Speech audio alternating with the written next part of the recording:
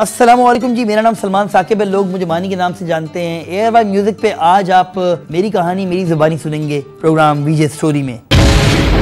Here comes the money. Here we go, money talk. Here comes the money. Money, money, money, money, money, money, money, money. Dollar, dollar. Money, money, money, money, money, money, money. तुम बा रुम्बो टुम्बो तुम बा रुम्बो टुम्बो। Defence phase 5 है ये यहाँ का। ओह खरा, क्या आप आला क्वालिटी की सियासी ओपिनियंस देखना चाहते हैं? अदाकारा नूर और पामेला एंडरसन में क्या चीज मुश्तरक है? दोनों ही वर्सटाइल एक्ट्रेस। अपने गेस्ट को आप क्या के बुलाएं, अपने पपेट पे हाथ ना उठाएं, लोटों को साइड पे गिराएं, कोई काम की चीज लेके आएं, क्योंकि हिट होने का यही तरीका है। तिकी तक बोलो, तिकी तक नाचो। सारे मुल्क में अमन व अमान की सूरत-ए-हाल बहाल है।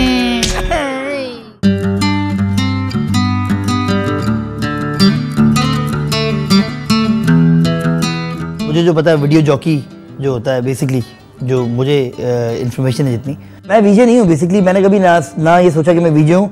मुझे पता है वीजेस कौन से होते थे उस ज़माने में जब मैंने स्टार्ट किया था, क्योंकि मैं पहले पहलों में से हूँ जब ये नए नए प्राइवेट चैनल्स आए, क्योंकि उस वक्त एक नई रेवोल्यूशन आई थी। उससे पहले अली सलमान और फ़ख्र आलम को हम वीजे नहीं कहते थे कभी भी, उनको भी होस्ट ही कहते थे। वीजे तो ये टर्म बहुत बाद में आई है पाकिस्तान में, जब ये MTV कह रहा मैं अमेरिका वाला MTV जिसपे वो ट्रे वगैरह आते थे, वो वीजे थे। ऐसा बंदा जो कि कुछ बातें करे और बीच में फिर एक गाना अनाउंस कर दे, वो वीजे होता है। और इनफैक्ट वीडियो जॉकी होता भी यही है। बेसिकली मेरी अलग तरह की टाइप है। मैं एक एंकर हूँ जो कि म्यूजिक चैनल पे आता था और अपने ही टाइप का ह्यूमर करता था। ह्यूमरस बातों में पॉलिटिकल एनालिसिस भी करता था। मैं सिंगर्स पे पहली दफा क्रिटिसाइज करना मैंने शुरू किया था, बिना मुझे हाथ चलाने से, बड़े बड़े ग्लासेस लगाने से, अपने गेस्ट को तुम क्या के पुकारने से, लोटा हाथ में लेने से। प्रोग्राम नहीं हो सकता। तो वीजे मैं कभी भी नहीं था।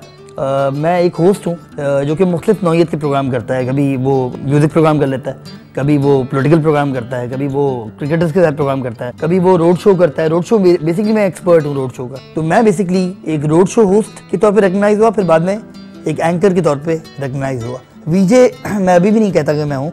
मैं म्यूजिक चैनल्स पे, क्योंकि मैंने हर म्यूजिक चैनल पे काम किया, तो कह लें चले कभी गाना भी अनाउंस किया होगा, वीजे भी कह लें मुझे। क्या आप सुपरहिट गानों की वीडियोस देखना चाहते हैं? अगर आप ये सब चीजें किसी एक प्रोग्राम में देखना चाहते हैं तो देखना मत भूलिएगा मनीइज्म।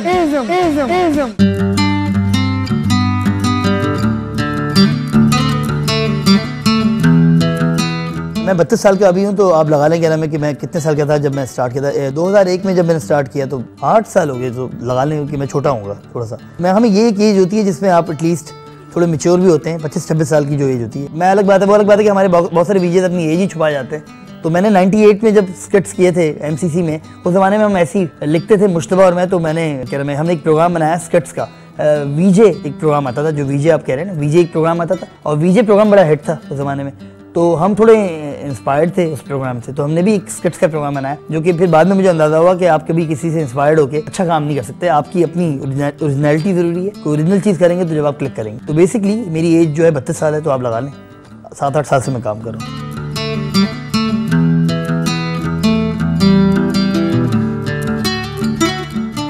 मेरा पहला शो जो म्यूजिक चैनल पे था किसी पे भी, वो था मानी सेज के नाम से मैंने शो किया था। अपने नाम से कोई भी बंदा पहली दफा शो कर रहा था किसी म्यूजिक चैनल पे, उससे पहले कभी किसी के नाम से शो नहीं हुआ था। मोइन अख्तर शो कभी हुआ होगा, लेकिन वो तो नेटवर्क का शो था। और फिर हमने हिम्मत की और प्रोग्राम बनाया मानी सेज, क्योंकि उसके अंदर जो बातें थी वो चैनल अफोर्ड नहीं कर पा रहा था। उस चैनल ने कह दिया था भाई अब तो, और डिस्क्लेमर पहली दफा जिंदगी में लगना शुरू हुआ वो उस शो से पहले कि चैनल ने कह दिया कि हमारा कोई ताल्लुक नहीं है इस बच्चे से, कि ये जो बातें करता है। इनफैक्ट हमने स्टार्ट किया सिंगर्स पे हिट करना, क्योंकि उस जमाने में जो होस्ट होते थे वो अपने आप को बड़ा नाइस करके जो है पेश करते थे कि वो PR भी चल रही है, ये भी हो रहा है, वो भी हो रहा है। तो हमने पहली दफ़ा अटैक करना शुरू किया अपनी ही इंडस्ट्री पे, क्योंकि हम म्यूजिक चैनल पे थे। तो हमने सिंगर्स पे अटैक किया, डायरेक्टर्स पे अटैक किया, वीडियो बनाने वालों पे अटैक किया, वो जो मॉडल्स इसके अंदर काम करते हैं उन पे अटैक किया। और बातें जो बड़ी अनयूजुअल सी बातें थी, जो कि हमारी ऑब्जर्वेशन थी, जो कि हम कहते हैं कि सिर्फ हमारी ऑब्जर्वेशन होती। और उससे पहले मेरा जो पहला शो था वो था स्ट्रीट्स, जो कि मुझे अभी भी बोलना नहीं आया, क्योंकि मैं सीन का इस तरह करके बोलता हूँ और मैं अभी भी कहता हूँ कि वो शो बड़ा मुश्किल था बोलना,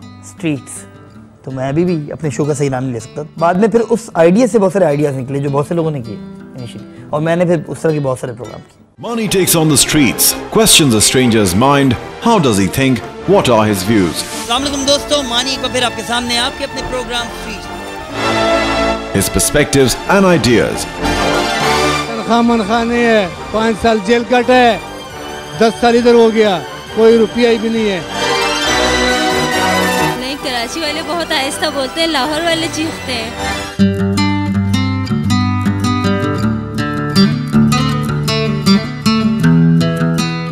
मिडिल क्लास, लोअर क्लास, और जब आप मिडिल लोअर का हिट कर जाते हैं तो फिर अपर क्लास ऑटोमेटिकली। और अगर आप चीप ना हो, वो चीप का भी क्राइटेरिया है ना आपको, क्योंकि मैंने भी जब स्टार्ट किया था तो मेरी शक्ल कोई इतनी अच्छी खासी नहीं थी, स्टाइल भी नहीं था, कपड़े भी अच्छे नहीं पहनता था, चप्पल पहन के। इनफैक्ट ये चप्पल मैंने पहनी हुई है, इनफैक्ट ये मेरा ट्रेडमार्क है, मैं हमेशा चप्पल में कंफर्टेबल रहता हूँ। और इनिशियली मुझे याद है जब मैं ट्रैक सूट पहन के, यानी कि लोअर पहन के मैं शो करता था, तो मैं ज़्यादा मार्केट से शॉपिंग करता था। इनफैक्ट अभी भी कभी कभी कर लेता हूँ। तो मेरा वो पैटर्न था कि वो रोड शो में निकलूंगा, चप्पल पहनी होगी इस तरह की, और चप्पल भी मुझे अच्छी तरह याद है। पहली दफ़ा जो चप्पल थी मेरे पास, वो एसएम रहीम की चप्पल थी। वो थाईलैंड पहली दफ़ा गए थे, वो थाईलैंड गए थे, वहाँ पे वो गाना वो टेलीसिने कराने के लिए, तो वो उन्होंने भी पहली दफ़ा खरीदी, तो मैंने वो चप्पल ले लिया एसएम रहीम से। ये एक चीज़ थी जो कि लोगों को, और वो फिर जो अच्छा होता है फिर उसी को 5 प्रोग्राम मिलते हैं या 6 प्रोग्राम मिलते हैं, बुरा होता तो शायद उसी वक्त रोक देते हैं।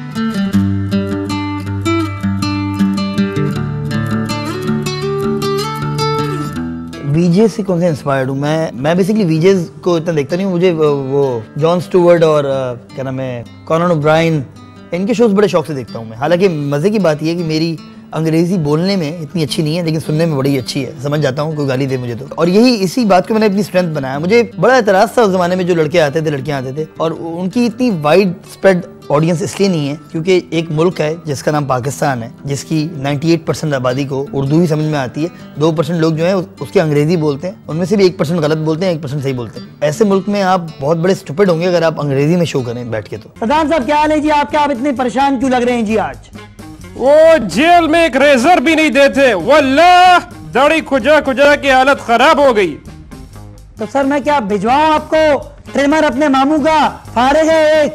नहीं रहने दो, अब तो आदत सी है मुझको ऐसे जीने में। हे तो बेसिकली वीजेस मुझे पसंद थे, फखरे आलम मुझे बहुत पसंद थे, लेकिन अगर आप देखें स्टाइल वाइज तो हम लोगों को बिल्कुल मुख्तलिफ स्टाइल है। मेरे क्लिक करने की वजह भी यही है कि एक तो मैं ओरिजिनल हूँ, जैसा मैं हूँ वैसे ही सामने हूँ, वैसे ही कोई मुझे बाहर मिलता है वैसे ही होता हूँ। और इनफैक्ट वो ये कहते हैं कि यार आप तो वैसे ही हैं जैसे आप बोल रहे होते हैं टेलीविजन पे। बेसिकली बी योर सेल्फ वाला चक्कर था, जो मैं हूँ मैं सामने हूँ, और यही मेरी कामयाबी का राज है। और मैं यही कहता हूँ तमाम वीजे से भी कि अगर आप कोई चीज़ लेके आ रहे हैं, एक तो आपकी अपनी हो तो जब भी क्लिक करेंगे, अदरवाइज बहुत मुश्किल होता है आप क्लिक कर जाएं। 2-4 साल के लिए बहुत सारे लोगों को देखा मैंने, 2-2 साल के लिए आए चले गए। तो इसलिए मुझे अच्छा लगता है कोई चैलेंज आए सामने तो मज़ा आता है काम करते हुए।